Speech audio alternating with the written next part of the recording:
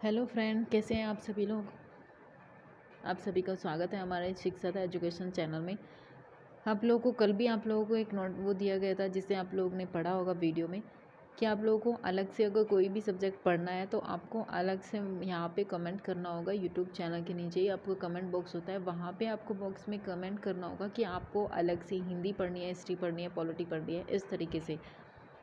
लेकिन अभी तक सिर्फ आपके जीएस और हिंदी ये दोनों ही पोर्शन यहाँ पे कराए जाएंगे अलग से,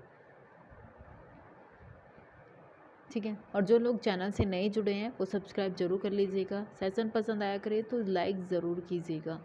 और जो लोग भी जिस भी सब्जेक्ट का जहाँ भी आप लोग एग्ज़ाम दे रहे हैं वहाँ पे आप लोग के कॉमन सब्जेक्ट होते हैं, आपकी history, polity, geography, current affair, ये सारी आप लोगों को वहाँ पे मिलती है। आप लोगों का किसी भी तरीके से अगर एग्ज़ाम है, यूपीपीसीएस वाला हो, आरओ का हो, वहाँ पर भी आपकी हिंदी आती है 60 नंबर की। और उसके बाद फिर आपका 140 नंबर का जीएस आता है, जिसमें आपकी हिस्ट्री, पॉलिटी, ज्योग्राफी और साथ में करंट अफेयर, थोड़ा बहुत साइंस, इस तरीके से आते हैं। साथ में आपका जो यहाँ पे सुपर टेट होगा उसमें भी आपको इसी तरीके से मिलेंगे। तो इसलिए जो लोग भी टीचर संबंधित या भी किसी और से संबंधित एग्ज़ाम दे रहे हैं तो वो यहाँ पे पढ़ सकते हैं आराम से, क्योंकि आपको बहुत सारी डिटेल के साथ यहाँ पे पढ़ाया जा रहा है। कोशिश की जा रही है कि आपका कोई क्वेश्चन गलत ना हो। लेकिन साथ में अगर आप लोग अलग से पढ़ना चाहेंगे तो वहाँ पे आपकी जिस भी सब के लिए पढ़ रहे हैं वहाँ पे आपके पूरे प्रीवियस क्वेश्चन भी कराए जाएंगे। साथ में आपको इस तरीके से पढ़ाया जाएगा ताकि आपको कोई आगे पढ़ने की ज़रूरत ना पड़े, सिर्फ आपको रिवीजन करने की ज़रूरत पड़ेगी।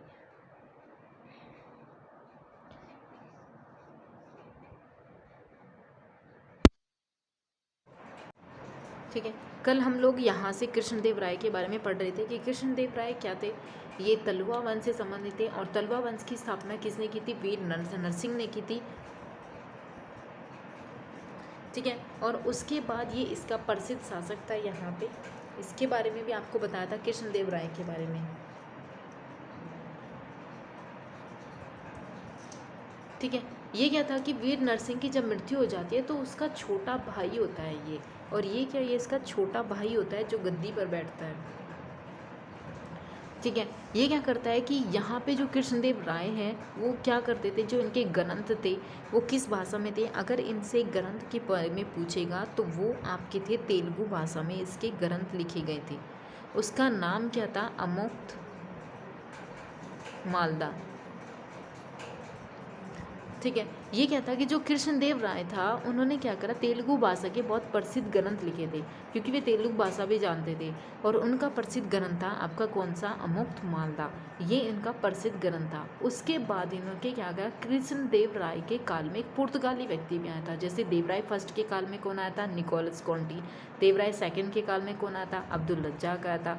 तो इस तरीके से भी पता होना चाहिए कि अब्दुल रज्जाक को, जैसे देवराय सेकंड था, उसको कौन सी उपाधि प्राप्त थी? गज बटेकर इसकी उपाधि प्राप्त थी। फिर विरूपाक्ष आता है। फिर उसके बाद यहाँ पे कृष्णदेव राय के काल में भी कौन आता है? एक पुर्तगाली आता है। क्योंकि आपसे ये भी पूछ सकता है कि अब्दुल रज्जाक कहाँ का व्यक्ति था, कहाँ कहाँ का निवासी था, ये इस तरीके से पूछ सकता है। तो यहाँ आपको पता होना चाहिए कि कृष्णदेव राय के काल में एक व्यक्ति आता है, और वो व्यक्ति कहाँ से आता है पहले तो यही पता हो कि वो पुर्तगाली था। पुर्तगाली का नाम क्या था? डोमी गोस पायस। ये ऐसा व्यक्ति था जो पुर्तगाली था और जो कृष्णदेव राय के काल में यहाँ पे आया था। विजयनगर की इसने यात्रा की थी, ठीक है। उसके बाद यहाँ पे क्या करा कि कृष्णदेव राय के काल में एक प्रसिद्ध है, वो कौन थे कि क्या कहा जाता था, जो कृष्णदेव राय काल था उसके दरबार में कुछ तेलुगु के साहित्यकार थे, यानी कि जो व्यक्ति थे वो तेलुगु जानते थे। और इसके कितने व्यक्ति थे? वो 8 व्यक्ति थे, यानी कि 8 तेलुगु साहित्यकार थे। और इन्हें कहा जाता था अष्ट दिग्गज। अब आपसे पूछेगा, ये नहीं पूछेगा कि 8 तेलुगु कवि किसके दरबार में थे, नहीं, आपसे पूछेगा कि अष्ट दिग्गज कौन थे? 8 तेलुगु कवि थे यहाँ पे। उसके बाद आपसे पूछ सकता है कि जो अष्ट दिग्गज था, पहले तो ये पूछेगा इसका मतलब क्या होता है। अष्ट दिग्गज का मतलब होता है 8 तेलुगु कवि। फिर उसके बाद ये पूछेगा अष्ट दिग्गज किसके काल से फेमस था, यानी कि किसके शासन काल में था। वहाँ पे बहुत सारे नाम आएंगे, जैसे कि क्या आएगा, अब सिर्फ शिवाजी पूछ सकता है। क्यों? क्योंकि उसके काल में भी अष्ट के नाम से ही फेमस है, जब आपको मराठा पढ़ाएंगे तब बताएंगे। उसके बाद वल्लभाचार्य पूछ सकता है, क्योंकि उसके काल में भी अष्ट के नाम से थे। दूसरा आपसे पूछ सकता है कि जो कृष्णदेव राय थे वहाँ भी अष्ट थे, लेकिन उनके पीछे अलग है, जैसे अष्ट छाप, अष्ट दिग्गज, इस तरीके से मिलेंगे। तो ये क्या है, जो अष्ट दिग्गज है, 8 तेलुगु कवि थे ये किसके काल में थे, कृष्णदेव राय के काल में थे। ये इसलिए फेमस है। और साथ में इसके काल में इतने बड़े बड़े तेलुगु कवि होने के साथ साथ जो आपका कृष्णदेव राय था वो खुद भी एक बहुत ही अच्छा ग्रंथ लिखता था। अभी आपको बताया उसको क्या था, तेलुगु ग्रंथ लिखा उसने, उसका नाम था अमुक्त मालदा। नाम कभी नहीं पूछता कि नाम क्या थे,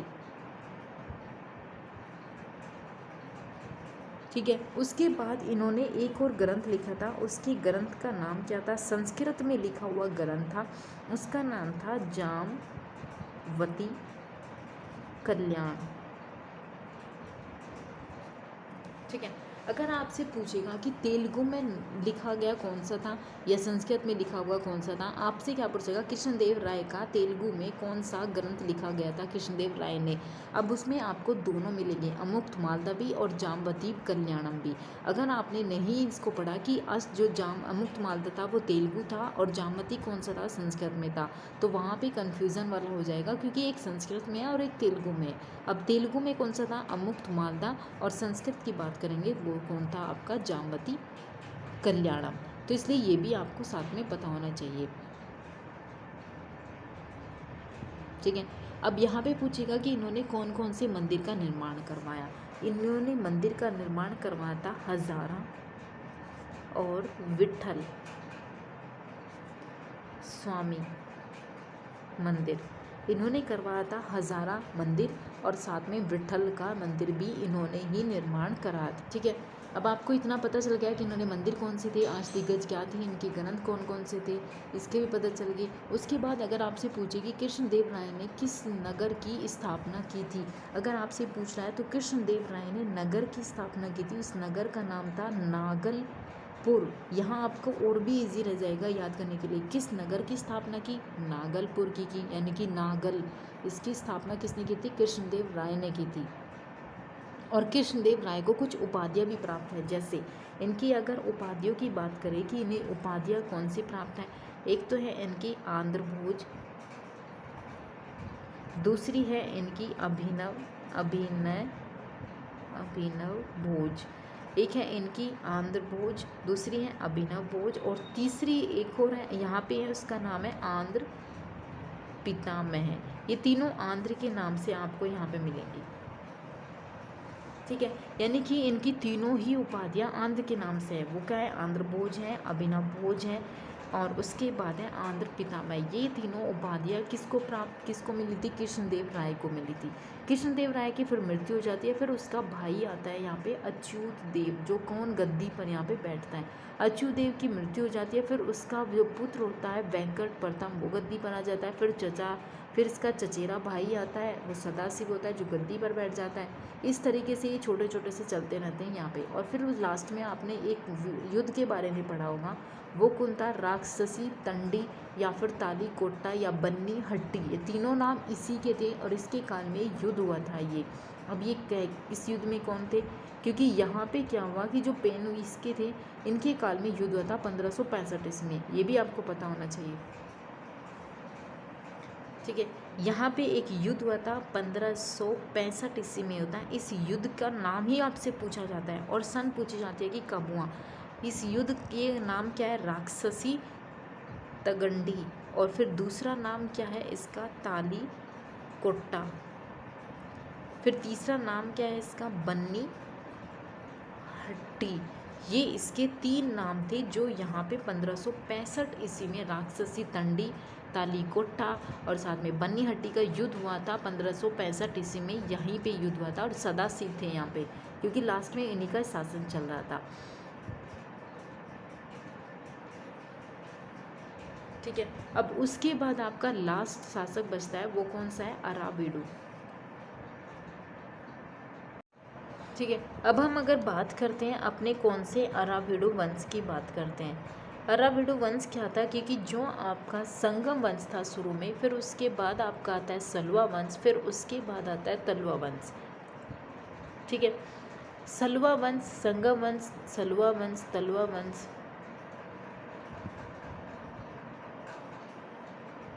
ठीक है। यहाँ पे क्या आता है कि सबसे पहले संगम वंश आता है, फिर उसके बाद आपका सलवा वंश आता है, फिर तलवा वंश। तलवा वंश में आपको कृष्णदेव राय के बारे में सारी चीज़ें आपको बता दी, उसकी उपाधि, उसने किसकी स्थापना की थी, कौन से मंदिर थे, कौन उसके काल में पुर्तगाली आए थे, ये भी बता दिया। फिर उसके बाद आपका वंश लास्ट वंश है ये, और इसके बारे में कुछ नहीं है, यहाँ पर आपका समाप्त हो जाएगा ये। अभी आपसे पूछेगा कि अराबिडू वंश की स्थापना किसने की थी? अराबिडू वंश की स्थापना की थी किसने? तिरुमल ने। इसने इसकी स्थापना की थी तिरुमल ने। उसके बाद अगर आपसे पूछे कि तिरुमल के बाद गद्दी पर कौन बैठा, तो उसका नाम था रंग सेकंड। रंग सेकंड के बाद गद्दी पर कौन बैठा, उसका नाम था वेकंट सेकंड। अगर आपसे पूछे कि वेकंट सेकंड के बाद यहाँ पे अगर उसका अंतिम शासक पूछ रहा है किसका? अराबिडू वंश का, क्योंकि सिर्फ यही क्वेश्चन पूछे जाते हैं इस वंश से कि इसका पहला संस्थापक कौन था, इसका अंतिम शासक कौन था। अंतिम था इसका रंग तृतीय। ठीक है। सिर्फ आपसे पूछ सकता है कि जो अराबिडू वंश है उसका अंतिम शासक कौन था? रंग तृतीय था। रंग तृतीय में इतनी शक्ति नहीं थी कि वह विद्रोह को दमन कर सके, उन्हें उनके साथ युद्ध लड़ सके, ऐसा कोई इतना इम्पोर्टेंट नहीं था ये शासक, ये जल्दी ही समाप्त हो गया। अगर आपसे पूछे कि विजयनगर साम्राज्य में राजा को क्या कहा जाता था, अब आपसे ये याद रखना कि जो विजयनगर शासक था उसमें जो राजा था, राजा को राय की उपाधि दी जाती थी, जैसे कृष्णदेव राय, इस तरीके से। और विजयनगर में अगर सबसे प्रसिद्ध शासक की बात कर रहा है, तो अगर सबसे प्रसिद्ध विजयनगर में सिर्फ एक ही शासक था, उसका नाम था कृष्णदेव राय। ये बहुत प्रसिद्ध शासक था इसका। इससे ज़्यादा और कोई फेमस ना संगम काल में था, ना सलवा वंश में था, ना तलवा वंश में था, ना अराबिड वंश में था। ये विजयनगर साम्राज्य का सबसे शक्तिशाली शासक माना जाता है। और इसकी विजयनगर की राजधानी का नाम क्या था? हम्पी। ये क्या था? कर्नाटक में। और इनका सबसे फेमस त्योहार अगर आपसे पूछे, फेमस त्योहार कौन सा था? इनका था महानवमी। इसको कहा जाता है महानवमी। ये इनका फेमस त्योहार था। ठीक है। अब आपसे इससे ज़्यादा और कुछ भी नहीं पूछेगा। ठीक है। अब हम स्टार्ट करते हैं क्या? मध्यकालीन भारत की कुछ धार्मिक आंदोलन। हम क्या बात कर रहे हैं? धार्मिक आंदोलन की बात कर रहे हैं। इसको पढ़िएगा ज़रूर और लाइक शेयर सबसे ज़्यादा कीजिएगा। ठीक है। इन्होंने क्या करा कि सबसे पहले अगर हम बात करें सूफी आंदोलन की, सूफी आंदोलन है, भक्ति आंदोलन है, ये सारे यहीं पे स्टार्ट हो जाएंगे। सूफी का अगर आपसे सिंपली अर्थ भी पूछेगा कि सूफी आंदोलन की उत्पत्ति कहाँ से हुई थी, इसका नाम क्या है? सूफी का मतलब होता है पवित्रता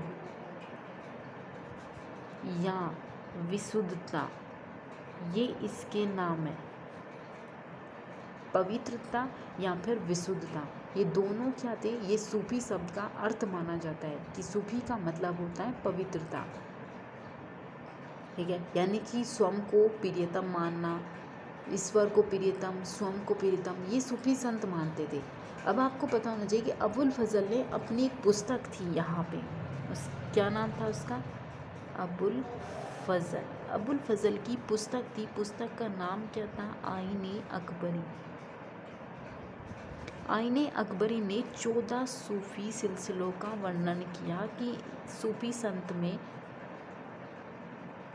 14 सिलसिले थे। ये पूछा हुआ क्वेश्चन है कि सूफी संत में कितने सिलसिले थे? 14 थे। ये पता किससे चलता है? आईने अकबरी से पता चलता है। और ये आईने अकबरी किसकी पुस्तक है? अबुल फजल की ये पुस्तक है।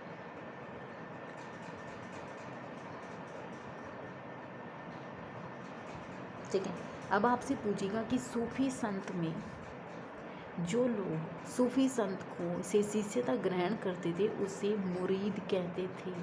मुरीद कहा किसे जाता था? जो लोग जो सूफी संत से यानी कि संतों से शिष्यता ग्रहण करते थे उसको क्या कहते थे? उसको मुरीद कहा जाता था। सूफी संत में जो सूफी संत थे उनसे जो शिष्यता ग्रहण करते थे उन्हें मुरीद कहा जाता था। और दूसरी बात, जो सूफी संत थे जो आश्रमों में जहाँ वो रहते थे उन्हें खानखा या फिर मठ भी कहते थे।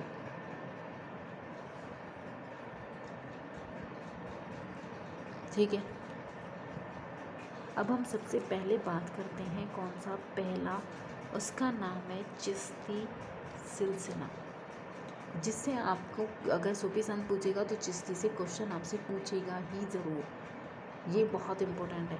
अब आपसे पूछेगा कि चिश्ती सिलसिले की भारत में स्थापना किसने की थी? उसका नाम था मोइनुद्दीन चिश्ती। इसने इसकी स्थापना की थी। और ये किसके काल में भारत आया था? ये आया था आपका मोहम्मद गोरी के काल में भारत आया था। कौन? मोइनुद्दीन चिश्ती। मोइनुद्दीन चिश्ती ने चिश्ती सिलसिले की स्थापना की थी यहाँ पे। और आपसे पूछेगा कि ख्वाजा मोइनुद्दीन चिश्ती की गतिविधियों का मुख्य केंद्र कौन सा था? इसका मुख्य केंद्र कौन सा था? अजमेर। अजमेर में यहाँ पे इसकी एक चिश्ती है साल की, वो है यहाँ पे दरगाह जिस पे लोग जाते हैं यहाँ पे।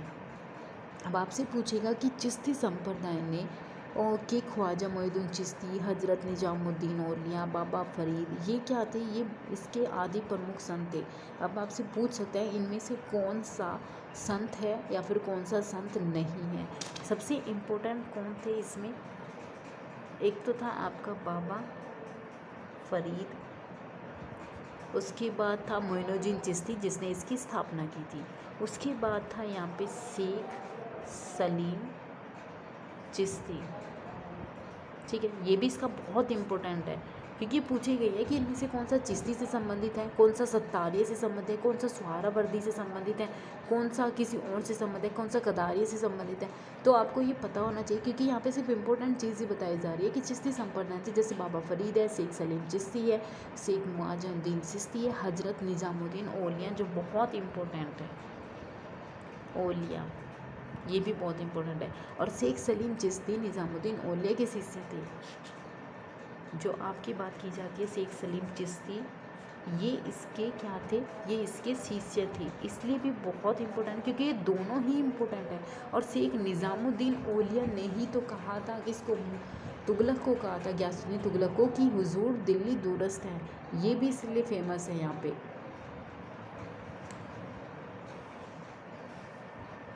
ठीक है।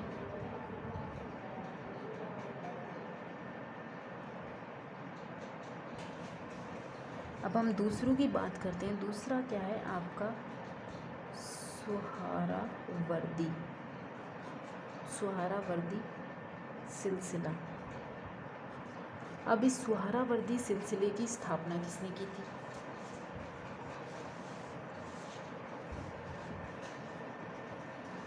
ठीक है, सुहरावर्दी जो आपका सिलसिला था इसकी स्थापना किसने की थी? शेख शिहाबुद्दीन सुहरावर्दी। इसने क्या करी थी? आपके सुहरावर्दी सिलसिला था, इसकी स्थापना कर दी शेख शिहाबुद्दीन उमर भी आता है, लेकिन ये पूछा गया है कि शेख शिहाबुद्दीन सुहरावर्दी। आपसे क्या करता है कि सुहरावर्दी ही हटा देता है और फिर पूछता है कि सुहरावर्दी सिलसिले की स्थापना किसने की थी। अब आपने पढ़ेंगे शेख तो बहुत सारे हैं, तो इसलिए ये पता होना चाहिए कि शेख शिहाबुद्दीन था वो। ठीक है। अब आपसे पूछेगा तीसरा क्या था यहाँ पे? सत्तारी। जो इम्पोर्टेंट है सिर्फ वो ही बताए जाएंगे, ना कि आपको यहाँ पे 14 के 14 बताए जाएंगे। सत्तारी क्या था? सत्तारी सिलसिला ये क्या था? सत्तारी सिलसिले की नींव कब डली थी? ये नींव डाली थी किसने? शाह अब्दुल्ला ने सत्तारी की। और ये कि अगर आपसे इससे ये भी पूछ सकता है कि शाह सत्तारी का जब नींव डल रही थी, स्थापना की गई थी शाह अब्दुल्ला ने, तो काल किसका चल रहा था? काल चल रहा था लोदियों का, यानी कि लोधी वंश उस टाइम पे यहाँ पे शासन कर रहे थे। ठीक है। अब आपसे पूछेगा कि कादरी कादरी जो सिलसिला था इसकी स्थापना किसने की थी। जो आपका कादरी सिलसिला था उसकी स्थापना करने वाला कौन था। सैयद अबुल कादिर जिलानी। ये आपका, अगर आप लोग पीसीएस की तैयारी कर रहे हैं वहाँ पे ये क्वेश्चन आप लोगों का बहुत बार पूछा गया क्वेश्चन है, और आपका साथ में आरोका में भी आपसे पूछ रहा है कि कादरी वंश की, कादरी सिलसिले की स्थापना किसने की थी। तो उसका नाम था अब्दुल कादिर उल जिलानी। ठीक है। अब आपसे क्या पूछेगा, और ये भी पूछ सकता है कि अब्दुल यानी कि कादरी वंश की, आपसे इनडायरेक्ट पूछेगा। तो यहाँ पे क्या पूछेगा, जो आपका शाहजहाँ का लड़का था दारा सिको, वो किस सिलसिले से संबंधित था, यानी कि किस सिलसिले का अनुयायी था। तो वो आपका कादरी सिलसिले का ही अनुयायी था। उसका नाम क्या था, दारा सिको, जो आपका शाहजहाँ का पुत्र था। ये इसका क्या था, अनुयायी था। कौन से सिलसिले का, कादरी सिलसिले का। अब लास्ट में एक और है, उसका नाम है नक्शबंदी। उसके बाद फिर आपका स्टार्ट होगा भक्ति आंदोलन। नक्शबंदी सिलसिले की स्थापना किसने की थी, सिर्फ आप पढ़ने पर ध्यान लगा लीजिएगा, और साथ में चैनल को सब्सक्राइब जरूर कीजिएगा, ज़्यादा से ज़्यादा इसे सब्सक्राइब कीजिएगा। ख्वाजा बाकी बिल्ला, ये इसने इसकी क्या करी थी, स्थापना की थी नक्शबंदी की। और नक्शबंदी का प्रचार भी इन्होंने किया था। किस सबसे ज़्यादा प्रचार किया था, जो इसका शिष्य था, वो बहुत इम्पोर्टेंट है। शिष्य का नाम क्या था, सर हिंदी अहमद सर हिंदी, ये इनका पूरा नाम है। और इन्होंने क्या करा था, नक्शबंदी जो सिलसिला था इसका प्रचार प्रसार इन्होंने ही किया था। और शेख जो ये अहमद सर हिंदी था, इसे क्या करा था, मुग़ल बादशाह अकबर के समकालीन माना जाता है। कि जो यहाँ पे सर हिंदी था ये किसके समकालीन था, अकबर के समकालीन था ये। अगर साथ में आपसे पूछे कि यहाँ पे कदारिया वंश था, सत्तारिया था, ये इनमें से सबसे ज़्यादा अगर आपसे पूछे कि कट्टरवादी कौन सा था, तो आपका नक्शबंदी था। ये बहुत ज़्यादा कट्टरवादी पे था। अब आपने यहाँ पढ़ा होगा दारा सिको किसके अनुयायी हैं, सूफी संत के कौन थे, ख्वाजा मोइनुद्दीन चिश्ती ने कहा की थी, किसके काल में आए थे, कौन सा ज़्यादा इंपॉर्टेंट है, कौन सा ज़्यादा कट्टर था, कौन लोधी वंश से संबंधित था, ये भी आपको पता चल गया होगा। अब यहाँ पे कादरी वंश की स्थापना, वैसे तो सैयद अब्दुल कादिर जिलानी भी आता है, लेकिन माना जाता है कि जो भारत में कादरी सिलसिला है उसका सबसे बड़ा, जो अगर प्रवर्तक की बात करता है तो उसका नाम क्या है, मोहम्मद गौस है। गौस भी बहुत बार क्योंकि पूछा गया कि इसका प्रवर्तक कौन था। और साथ में आपने पढ़ाया होगा दारा सिको थे। ठीक है। सेशन पसंद आएगा तो लाइक शेयर ज़्यादा से ज़्यादा कीजिएगा।